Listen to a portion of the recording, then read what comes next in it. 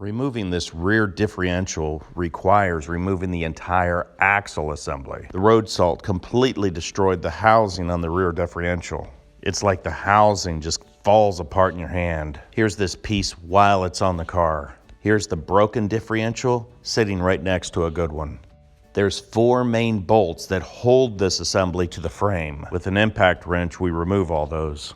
With floor jacks, we support the entire axle and slowly bring it down to the ground. Remove the ABS sensors, the brake lines, solenoid sensor wires, anything that's connected to the assembly.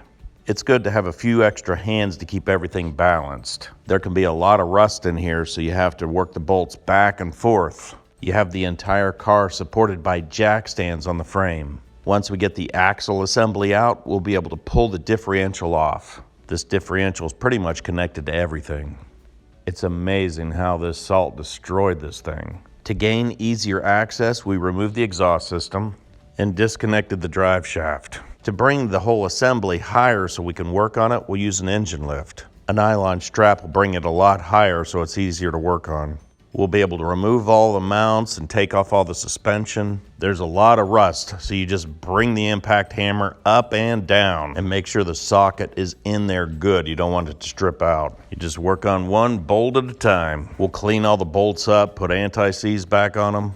Some of these bolts are triple squares, so you gotta make sure they're real clean. Make sure they seat in there really good. Using a bigger breaker bar and some bigger wrenches help. Even a cheater bar helps. It's good to break them loose with a breaker bar first, then the impact wrench. Anything to make sure you don't strip them out. With the impact wrench, you can go up until you feel tension, go back down, go back up a little further. You gotta give the rust a chance to get out of there. Bringing it up, bringing it down is a necessity. And make sure you got the coffee pot going. A lot of folks, when they have an impact wrench, they try to get the entire thing out in one movement. That rust can bind in there so hard that you could snap the head right off.